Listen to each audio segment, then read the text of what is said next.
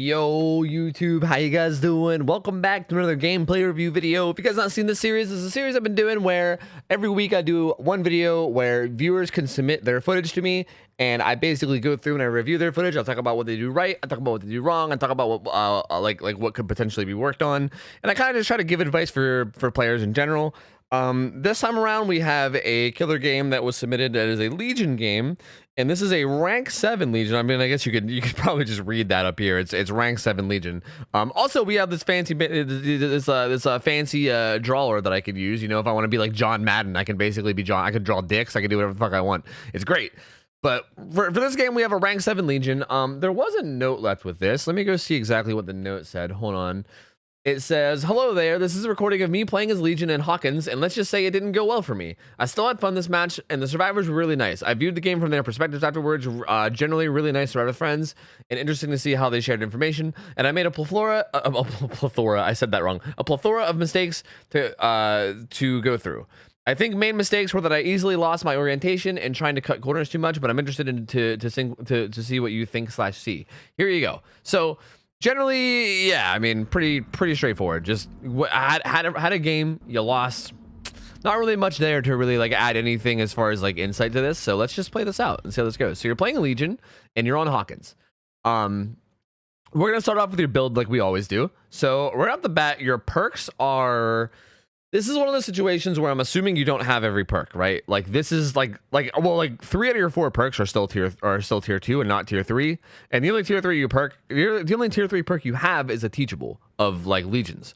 So it wouldn't really surprise me if you didn't have a lot of perks unlocked. That being said, this is not a horrible build, really. Like, considering if you're low on perks, it's not bad. Barbecue is a great perk, obviously, for blood points and just for the effect it gives you. I would say Thanatophobia is like a pretty standard perk for Legion. Like, that's pretty solid. Like, if you hit people very often with your power, that'll make them do things slower and force them to heal, which is pretty great. Discordance is okay. Discordance is your only like, I wouldn't say your only tracking perk. I mean, I guess these two are kind of tracking perks, but Discordance is like a how you find people perk, whereas these perks kind of like help you after you've already found someone. They kind of help you continue to find people, right? Like initially finding someone, this is really like your only perk that helps with that. And Discordance is very hit or miss for that. I've had entire games where Discordance doesn't activate the whole game, because it relies on 2 people doing the same gen at the same time. But I mean, we'll see how it does. It's definitely not a bad perk. Infectious is actually not too bad too, especially because if you keep everybody injured, you know, to keep Thanat alive, you can maybe snowball it with slugging. This really isn't the worst build I've ever seen. I would have definitely liked to see something like Corrupt Intervention, and you know, there's definitely some perks that I think would be better here. Like for tracking, maybe Whispers would be better. There's definitely some things you could run that would be better, but this is definitely not a bad build, honestly. Let's take a look at your add-ons. It looks like you're running the yellow sketch add-on that makes your Feral Frenzy last longer. So like the bottom add-on is just longer duration on your power, which is really solid.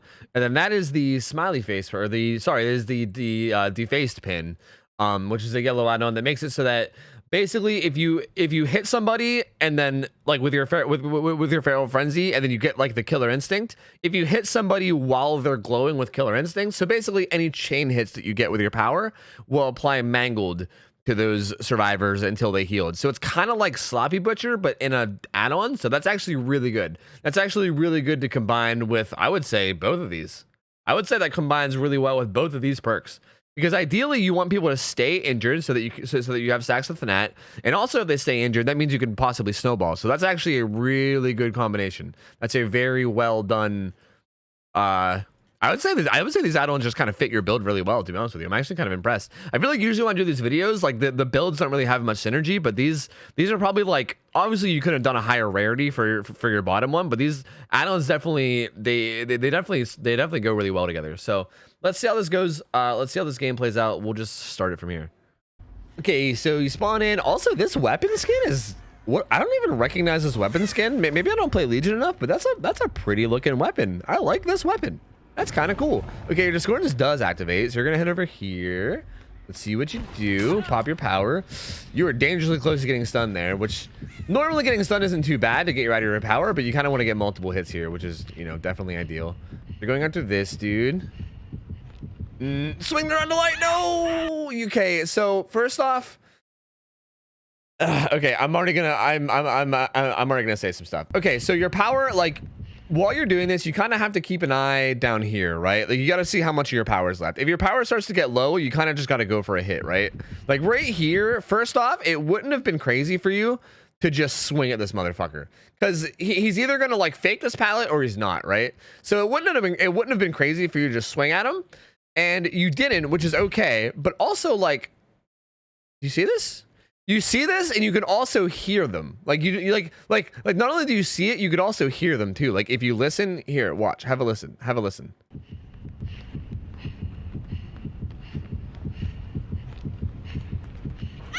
Do you hear that like crunkling? That like crinkling that going on in the background? Because that is them breaking your totem. You could have very easily swung this around. Like even after you like respected this pallet here, like you can see her, like you can really, like, honestly, you can see her right here poking out a little bit.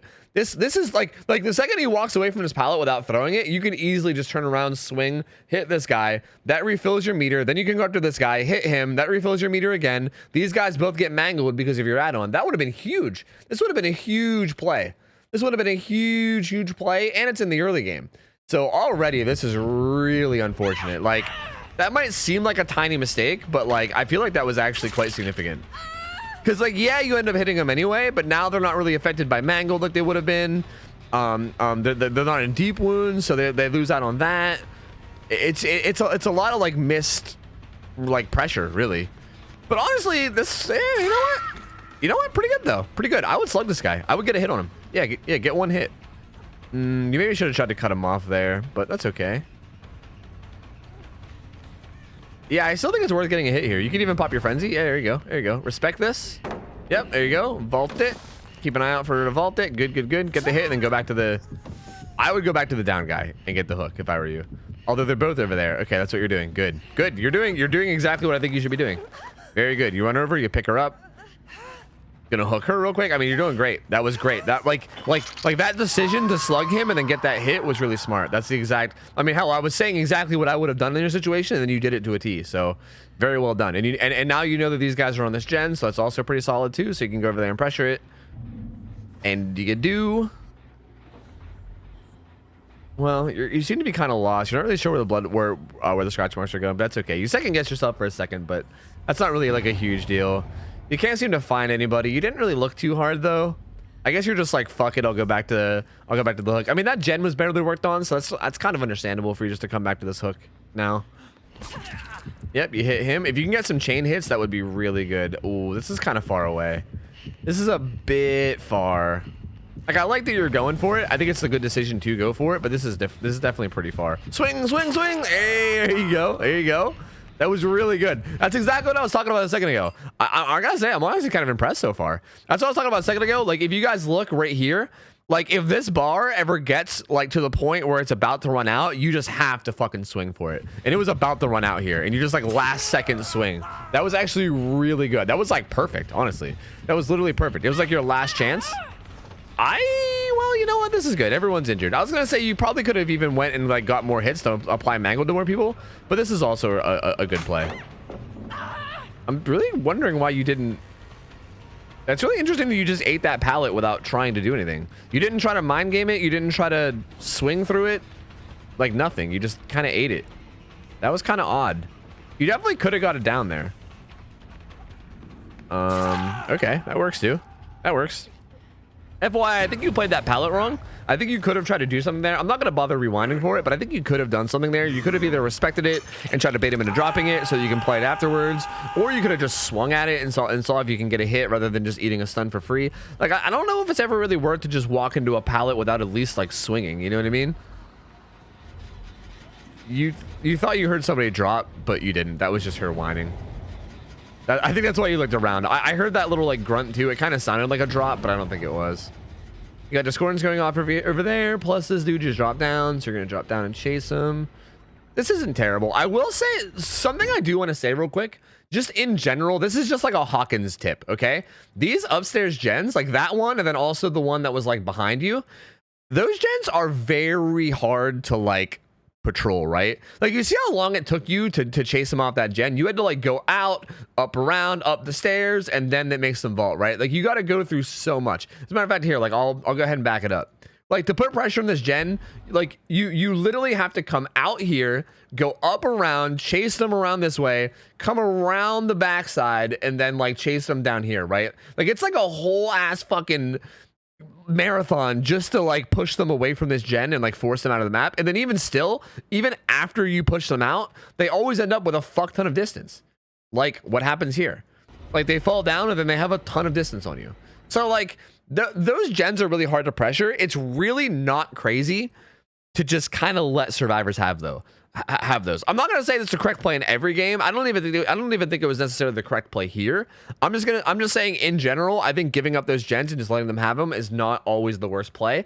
And then just playing around the ones that are actually on the main floor, because they're a lot easier to pressure. They're a lot easier to like patrol and check up on, you know.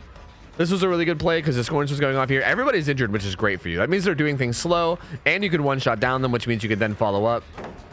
Very well played. You baited him into dropping it. Now you're playing it, which is great because that pallet sucks. He dead hardens into nothing, which is really good. I think it's another pallet. That's really unfortunate. You played that really well, though. You played that really well. That's exactly how you want to play most of these pallets on Hawkins, is you want to bait them into dropping it and then kind of like play it afterwards, you know? Because most of the pallets on this map fucking suck. Most of them are pretty bad. So if you can make plays like that pretty often, that should be good. You're going to try to take an angle on this guy, which is not... You keep going? You keep going? Okay, he doubled back. Two people just healed, too. That was kind of awkward, but I don't think that was necessarily a bad play. Like, it didn't quite work for you, but I don't think that was a bad play. Like, taking that angle was actually pretty smart. That would work most of the time, I think. I think now that you did that, and, like, you noticed that this guy was looking for it, you could have just hit him there. Hello? Okay, you got him now, though. I think now that you know that this Steve like looks out for that, you should definitely not try that on the Steve anymore. Why'd you not hit her? What was happening there? Were you waiting for your frenzy, maybe? I don't... Okay, you could have hit her, but maybe you were waiting for your frenzy to get information and also get mangled, which this is also pretty good. Like, bam, she's mangled. You cancel it, and then you go to pick up. Okay, I mean, that was, you know, pretty well played, honestly. I don't really have any like major statements to make. You're playing this pretty well. I will say that it's an important mental note to take, though. It's really important to remember survivors, remember their playstyles. Like, that Steve very clearly is looking for you to take shortcuts. Like, he's very clearly like keeping a mindful eye out for you to like cut through rooms and try to cut him off. So if you chase him, you got to be mindful of that. And as a matter of fact, you can actually use that to your advantage. If you're chasing that Steve, you can fake like you're taking a shortcut to bait him into like, you know, trying to double back to outplay you, and then just don't take the shortcut. Like, you could easily do that. You should slug here. You should definitely... Slugging here will win you the game. I'm going to guess that you don't slug here, because slugging here should win you the game. You don't slug here.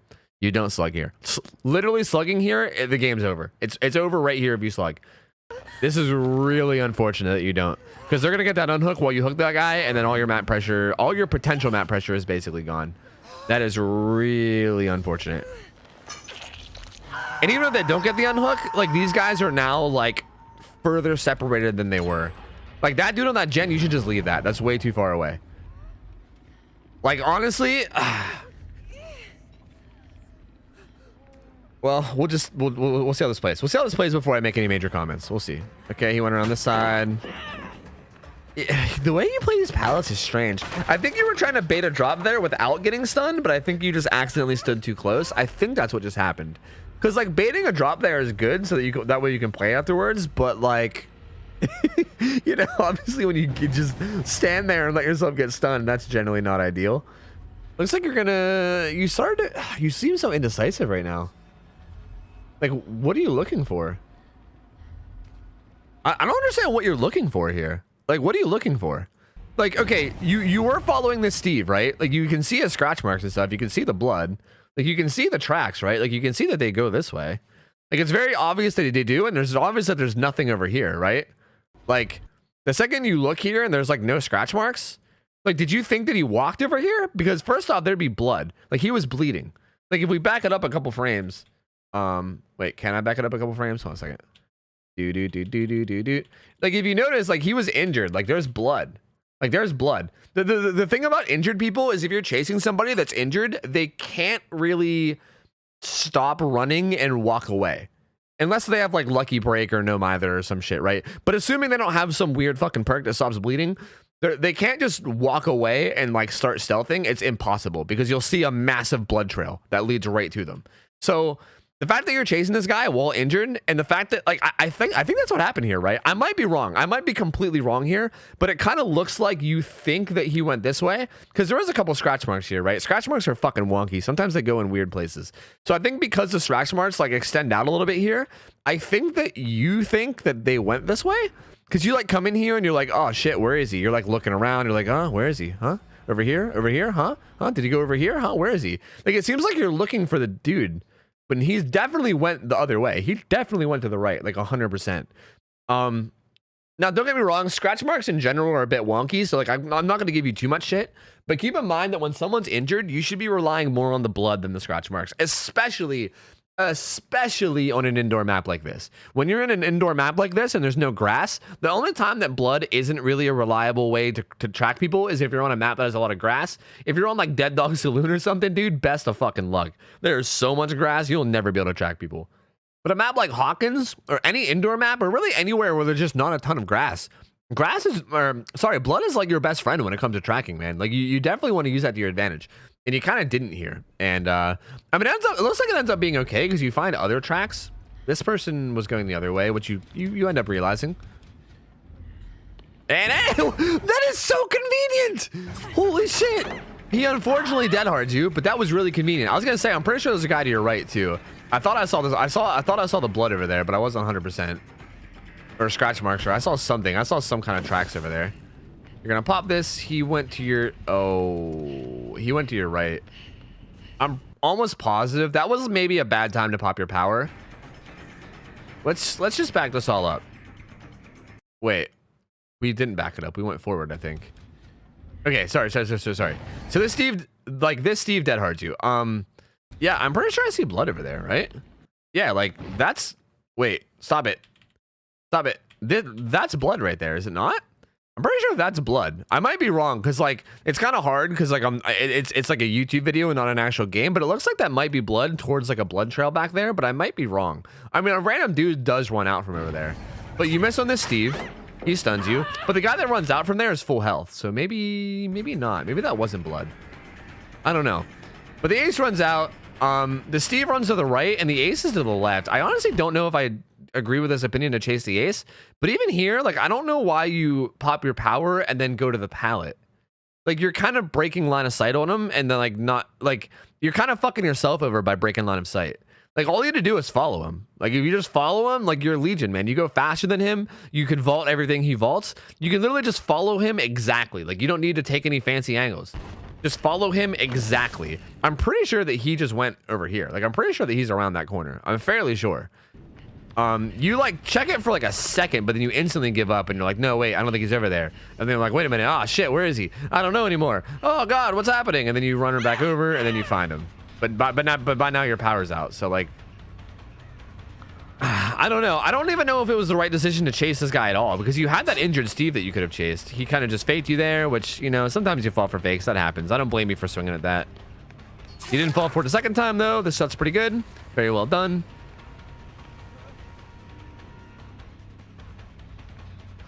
All right, he's vaulting this. He's just playing it pretty well. He faked it again, and then he double faked it. You should have him here, though. He should be dead here. Make sure to watch out for Dead Hard. Ooh, I don't think you needed to double back there, dude. That was one of those spots where you didn't need to double back. Oh shit! Like you're basically extending the chase yourself. Like you have him here, dude. You're pretty close to him. Like you're pretty close here.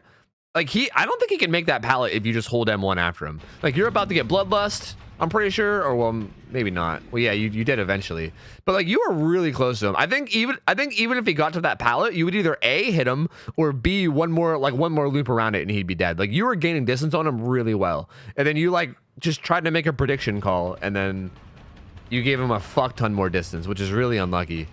And now he made it to a different pallet that you now have to try to play. I mean, okay, you did play it pretty well, so man, even that, like, I think you could have just swung there. I don't think you needed to do that. I think you were close enough here that you could have just swung. Let me see, but I'm pretty sure you're close enough that you could just hit him. Like maybe you were worried about dead hard. I don't know. Like you might have been concerned about dead hard, but you could have easily just hit him here. You could have just swung. Like he doesn't make that pallet unless he dead hards. And I don't think he did dead hard. Like he just kind of faked it, and then you got, yeah. This ace is kind of just outplaying you really hard, honestly, is what's happening.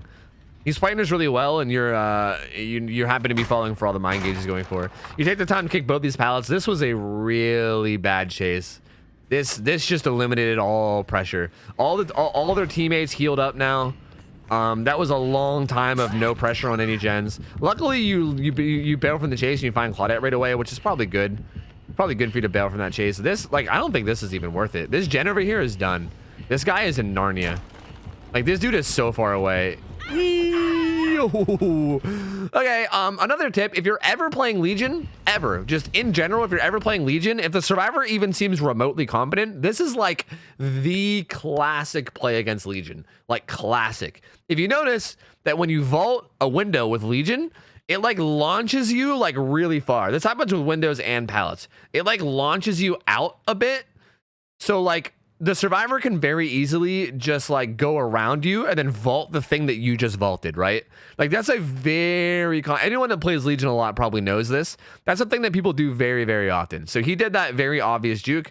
I feel like what might have happened here, you might have known about that, but maybe you were just like, oh, fuck, I'm low on power, so I just got to get a hit quick no matter what. So maybe you just wanted to get a head start because you probably thought he was running away. So like, I think I can maybe see why this happened, but at the same time, that's a classic, you know, that's a classic. You got to be looking for that. You got to be looking out for that. Like if you didn't like see the tear radius or the heartbeat to your left right away, you could just assume that's what he's doing. And hell, you can just look for it anyway, like regardless. And now you're back to chasing this ace again. What are you? You need to start, dude. I think your tracking needs to work. Like I think you need to start looking for blood. Again, like this is another situation where like I'm not sure if like do you see the blood here, and then like you like look upstairs. You look to the right for some reason. I don't really know why. I don't know if maybe you're like looking for other people to chase. Maybe you're like, oh man, this ace is really good and I don't want to chase him. Like is that what it is? I don't know. Like when you come out here, there's no blood anywhere. There's no blood. Like if you went here, there'd be blood somewhere. Like somewhere between here and here, there'd be blood and scratch marks, or like one of the other, if not both. Same thing with here. Like within this distance, there would at least be blood, scratch marks, or both. And there's neither. So like even this, it's like very obvious that he was behind you. I don't know. It feels like your tracking just needs work. Like you gotta keep an eye on the blood trails, you know? Keep an eye on the blood trails. This loop's actually really strong. You need to kick this. If you're going to play this, you need to kick it. Or you need to do some really fancy double moonwalk, which you could do. You could moonwalk out, but you don't. You just kick it, which is also fine. If I were you, I just wouldn't chase this ace. This ace seems to be pretty good. He seems to be a pretty solid survivor. It kind of seems like he's got your number here. He went upstairs, but I think you're just going to walk away, which is probably smart. Discordance shows you the way. I gotta say, you were doing pretty good in the early game, but it kind of really fell apart here. This like mid game was very not good. Oh no! Oh no, dude! Oh, that's depressing to see, man. Fuck. Okay, I mean, there's not really much to say here. It's very obvious what happened. You saw the Steve, and you're like, oh, I can hit this guy with my power, and then you go to pop your power, and then this fucking Claudette just like appears in your face. I think it was a Claudette, right? She just like appears in your face, and then you like freak out and try to switch targets to her to hit her, but she's already too far gone, and that's just, yeah, that's just really like, there's nothing really to say there. Like I don't think you like severely misplayed. I think that was just really unlucky. I think they just kind of caught you off guard, and then it just kind of got unlucky. Now you're fucked though. Like you kind of need to commit there. Like no matter what, you lose this game. This is not gonna work. Like trying to kick this gen and defend it is not gonna work. There's too many gens across the map. And all you need is like 1 or 2 survivors nearby to like stay persistent on it to like keep you here. Like if you walk away, they're just going to get it done. If you don't walk away, they're going to get one of the other ones done. So even that decision to go back and kick that gen was probably dumb. You probably should have just committed to one of those chases. I guess at this point, it doesn't matter. Like you're kind of boned. At this point, it's like hurry up and try to get it down. Even this, like it's not worth kicking. You got to find a survivor like now. Taking the time to kick these gens is not worth. You definitely should not have given up those chases that you had to go back and kick that. Well, there's scratch marks here. Yeah. Yeah, what are you thinking? Yeah, what are you thinking? That's what I was gonna say. You had the same thought I did. I was like, okay, if they're not at the gen, then they must be back there, right? And they were. And they were back there. But hey, there's the last gen getting done. That's pretty unfortunate. At this point, it's like, you're just trying to scrounge up a kill, right? Like, that's really all you're trying to do. You're trying to scrounge up one last second kill. I don't know what this Meg is doing. She like had the tear radius and she like knew you were coming, but she just kept doing the gen or kept doing the gate anyway. That was kind of weird. She's running away. Her teammates are gonna come body block for her. If they have this gate open, yeah, you just lose here. You just lose here. That's really good teamwork. This ace is very good. This guy's pretty good. He's a pretty solid gamer. And they're all out. Just like that. Just like that, they're all out of here. Well, shit, man. There was definitely a few points in this video where I can point out like pretty big game-breaking mistakes. Let's take a look at the end screen. Good job, you got the daily done, dude.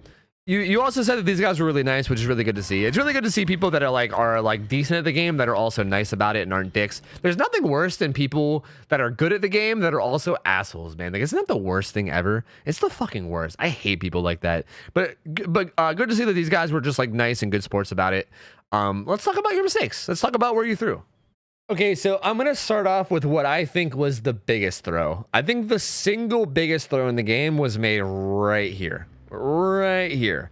Where you get this... Okay, so in a situation like this, where there's a person on a hook right here, and there's a person down right here, and especially if you have other people that are injured, like only one of them's injured, right? As opposed to both of them, but still, even having one of them injured is huge, dude. That's huge. That's massive amounts of pressure on these guys. Okay, so...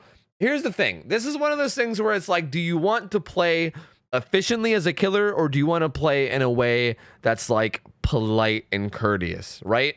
And the way that I see this is like, to me, it depends on how the survivors play. If the survivors are like really like sweating themselves, if they're like splitting up and slamming gens and like they're really putting in an effort to win, then I do the same. Like, so in a game like this, it's kind of hard to say, like, this is like halfway through the match. It's kind of hard to tell how this match was going so far, but still, this is definitely a situation here where you could have won easily. Okay, so let's talk about it a little bit. So you down this Claudette. Now, right now, okay, also, you have Infectious Fright. Your Infectious Fright goes off too, dude. You also know where someone is. Like, this is huge. I forgot about this as well. Even if your Infectious Fright didn't go off, the fact that you have Infectious Fright also makes this a better play. Because here's the thing. If your Infectious Fright doesn't go off, right? Like, if your Infectious Fright does not go off, let me draw, like, a map of Hawkins. Let's, like, pretend that this is a map of Hawkins, okay? I know that Hawkins isn't, like, a perfect rectangle. It's something like this is, like, the actual map of Hawkins. Well, actually, it would be like this, right? With like the portal room or something. But like, let's pretend that you're right here right now, right? Like, you're right here. The guy on the hook is right here. You just down this guy. So with you having Infectious Fright, like the fact that you have this perk down here means that when you down this guy, you basically know where survivors are in like a big ass radius around you, right? So first off, you know that one person's right here. Like, that's this guy, right? He's like right here. But even if this guy didn't show up, that would guarantee you that nobody is in this circle. Like, this whole circle right here of area, there's nobody in, which means they have to be somewhere out here, which also gives you a lot of information. That means that they have to either be like on like a gen over here or on a gen over there. Like, you can basically assume where they're going to be based on the fact that they're not close by. And this was a perfect opportunity. Here's the thing. If you get multiple people downed or hooked, the survivors absolutely must come to that. They must go there. Like, if these guys don't make an effort to save these two, if you leave this guy on the ground and they don't make an effort to save them, that's 2 people dead. That's like practically game over. 2 people dead with 3 gens left is literally game over. Like, that's absolutely game over. Like the fact that you're able to get a hook and a down so close to each other puts you in such a powerful position as a killer that you can leave this guy down, you can chase this guy, regardless of whether it's the full health guy or the injured guy. It doesn't matter. Everybody has to get off gens. Everybody has to like put in effort to make this play. And hypothetically, if this was the injured guy, if you down the injured guy right here, then all that's left is one guy. You can potentially win the game right here. You can down this guy, try to find the last guy, 4-man slug, bam, easy clap, easy clap, easy clap, bro, easy clap. Game would be completely over, just like that. But Again, you don't really take advantage. You like pick this guy up immediately, and then you also carry him over to the hook. And don't get me wrong, like even this play I think was bad because the survivors could have just run over and unhooked this guy while you were doing this. They didn't. He instead got scared. I think he thought you were gonna slug because you can see his scratch marks. He like ran away. I think he thought you were gonna slug. So when you didn't slug, I think he got surprised. He was like, "What the fuck?" I mean, if you would have ran straight to the unhook, it probably would have fucked you over more. But even here, like, even when you hook this guy, even here, like, the fact that you see this guy on this gen means that he is so far away that he's kind of irrelevant. Like, 100%, you can just decide in your head right now, like, that is not worth going after. Like, again, if we go back to the map, we'll just pretend it's a rectangle, okay? If we go back to the map, you have a guy hooked here and a guy hooked here, right? And you're currently, like, we'll pretend you're yellow. Whoops, that's not yellow. That's not yellow. We'll pretend you're yellow, right? You're right here. That guy on the gen, we'll say he's blue, is like over fucking here, dude. He's like over there. That is not worth. Like, there's two major objectives right here that need to be dealt with. They need to be dealt with by the survivors. Like, if the survivors don't deal with this, they will lose the game.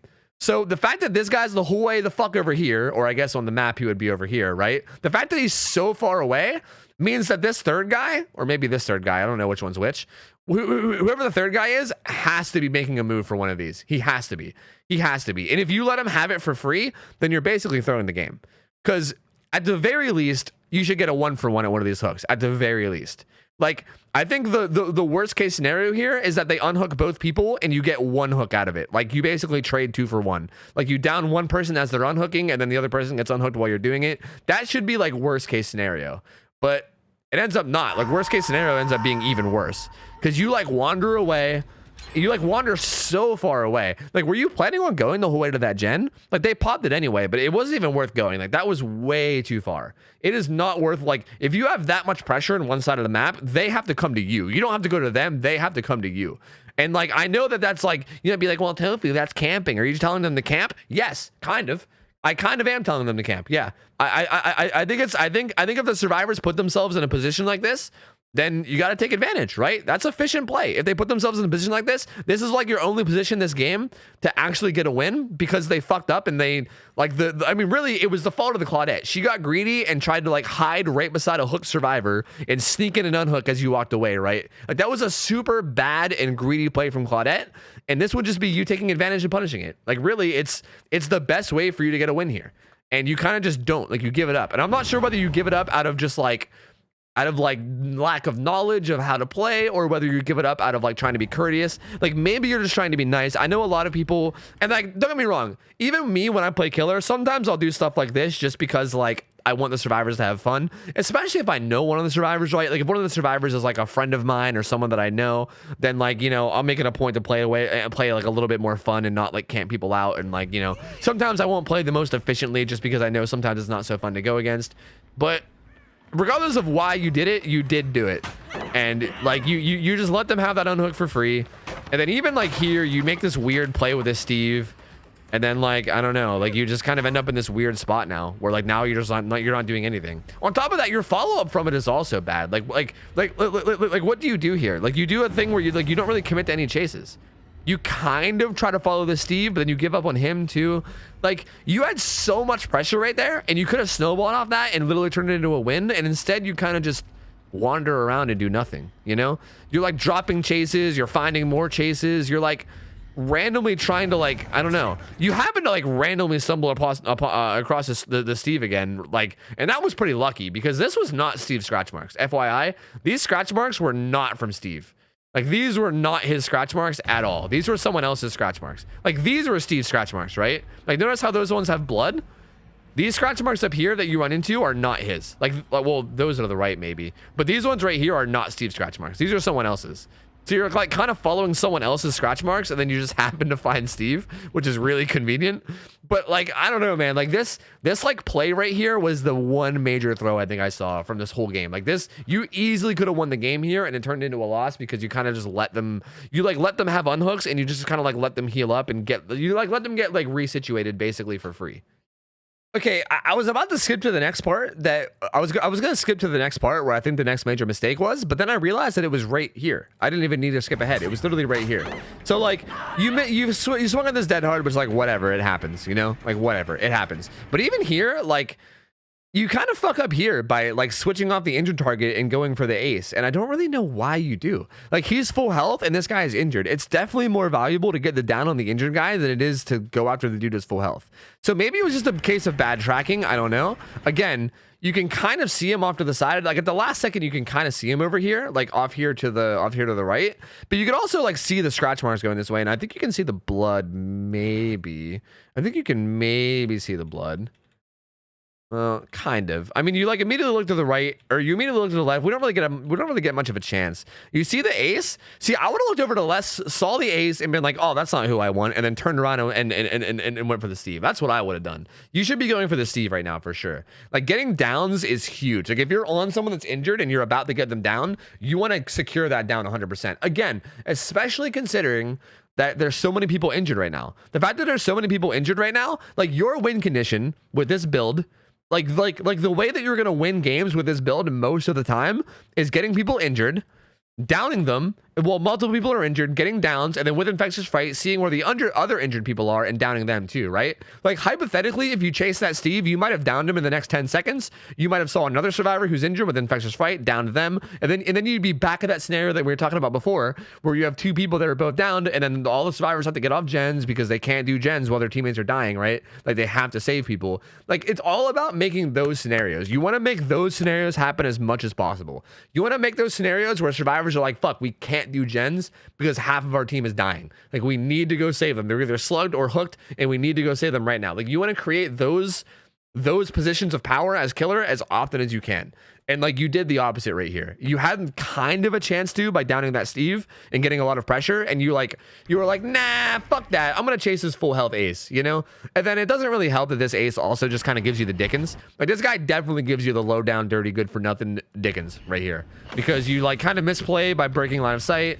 And then you also go around, and then also like it ends up not even being much better over here. He like window fakes you once or twice, and then you know it's all pretty bad. It's all pretty ugly. Like this chase ends up lasting forever. Like you end up chasing this guy around for so long. You waste like a minute worth of time. Like you spend so long on him that everybody else heals up, and then they also get on gens, which is really unfortunate. But I think those were your two major throws. I think there was other bits of advice that I threw in during the initial review. I'm gonna try to not do the thing where I say the same thing 100 times over, even though I may have already done it already. I'm gonna try to not do it more than I usually do. I think I'm just gonna wrap the video up there.